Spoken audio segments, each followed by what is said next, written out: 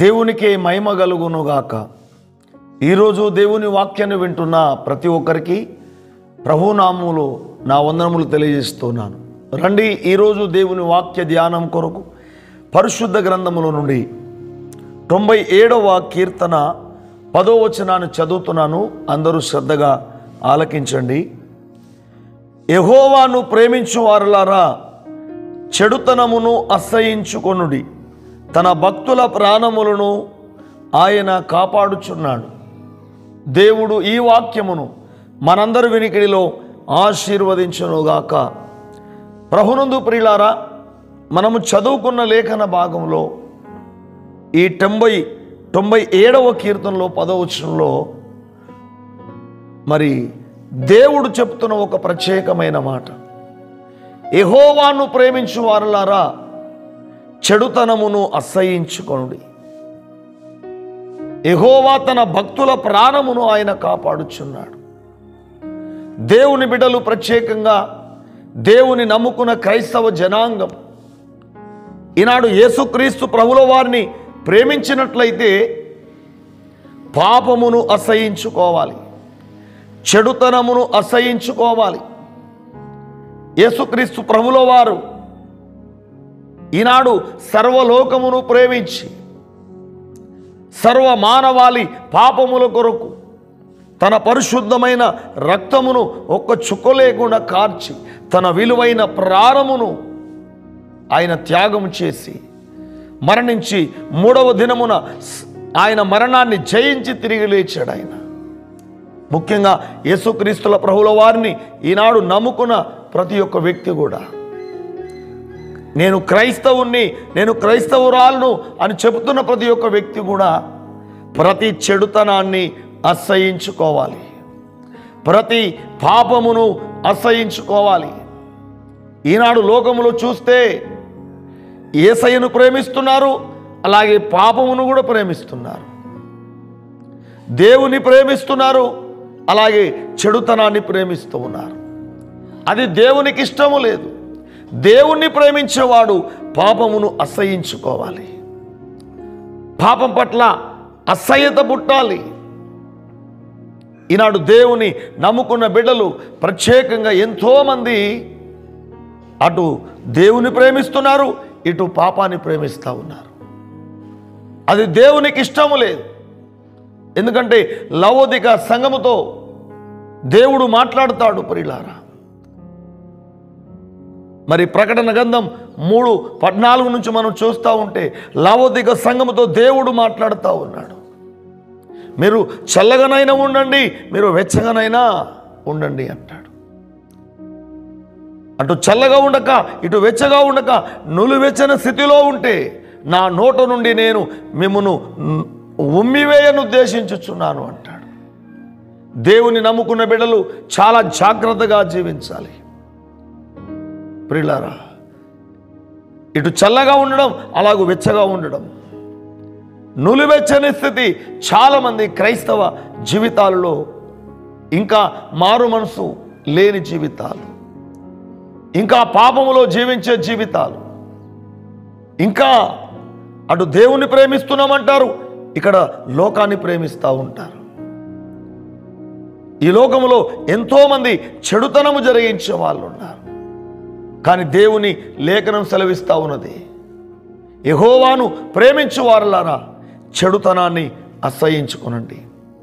నేటి రోజు ఈ వాక్యాన్ని వింటున్న క్రైస్తవుడుగా, క్రైస్తవురాలుగా నీవు ఉంటే, నువ్వు యేసయ్యను నమ్ముకొని దేవుని మందిరానికి వెళ్తూ మేము యేసయ్య బిడ్డలమని, క్రైస్తవులమని చెప్పుకుంటూ ఇంకా ఏ పాపములో జీవిస్తున్నావా? దేవుని ప్రేమిస్తున్నానని చెప్పి, నేను దేవుని బిడను అని చెప్పి ఇంకా ఏదైనా చెడుతనములో నీవు ఉన్నావా? అపవిత్రమైన దాన్ని నీవు మద్యమును త్రాగే స్థితిలో నీవు ఉన్నావా? లేక రహస్యముగా నువ్వేదైనా పాపము చేస్తున్నావా? దేవుని నమ్ముకొని దేవుని బిడ్డలుగా ఉంటూ అపవిత్రమైన మాటలు మీరు మాట్లాడుతున్నారా? అది దేవునికి ఇష్టం లేదు. మీరు చల్లగానైనా ఉండండి, మీరు వెచ్చగానైనా ఉండండి అంటున్నాడు దేవుడు. దేవుని ప్రేమించే నీవు పాపమును అసహ్యించుకోవాలి. ప్రతి చెడుతనాన్ని నువ్వు అసహ్యించుకోవాలి. ఎందుకంటే దేవుడు మనల్ని లోకములో నుండి వేరుపరిచాడు. మనల్ని మూర్ఖులకు ఈ తరం వరకు వేరై రక్షణ పొందుడి అని పేతురు చెప్పాడు. ప్రియులారా, ఈనాడు ఎందుకు దేవుడు మనల్ని ఏర్పరచుకున్నాడు? లోకములో మనం ప్రత్యేకంగా ఉండాలని. మొదటి తెసలోనిక పత్రిక 4వ అధ్యాయంలో 7వ వచనంలో పౌలు అంటాడు, మనం పరిశుద్ధులగుటకే దేవుడు పిలిచాడు కానీ అపవిత్రులుగా ఉండడానికి పిలువలేదు అంటాడు. ప్రభునందు ప్రియ సహోదరి సహోదరుడా, లోకములో నుండి వేరుపరచబడిన నువ్వు దేవుని ప్రేమిస్తూ క్రైస్తవుడుగా ఉంటూ అలాగే ఇంకా ఏ పాపములోనే జీవిస్తున్నావా? ఒక్కసారి ఆలోచించు.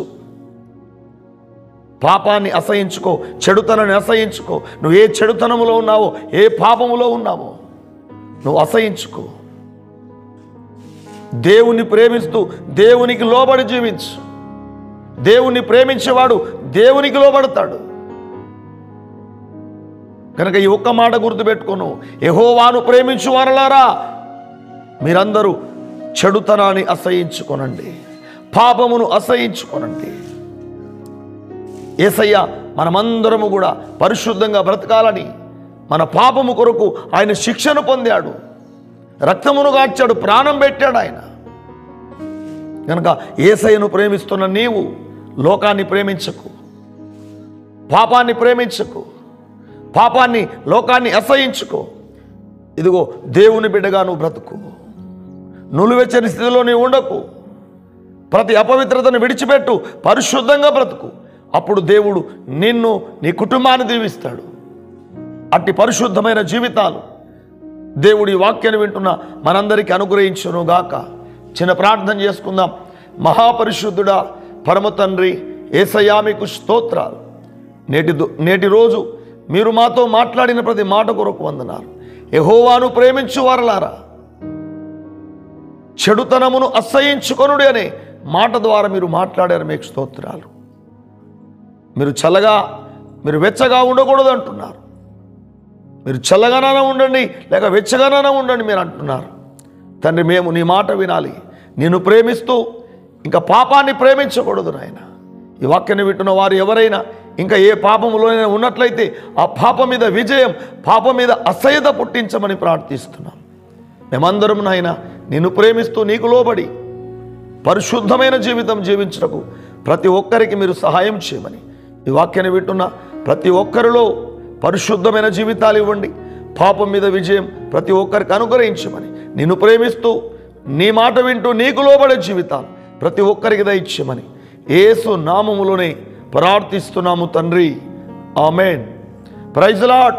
దేవుడు మిమ్మల్ని, మీ కుటుంబాలను గొప్పగా దీవించునుగాక.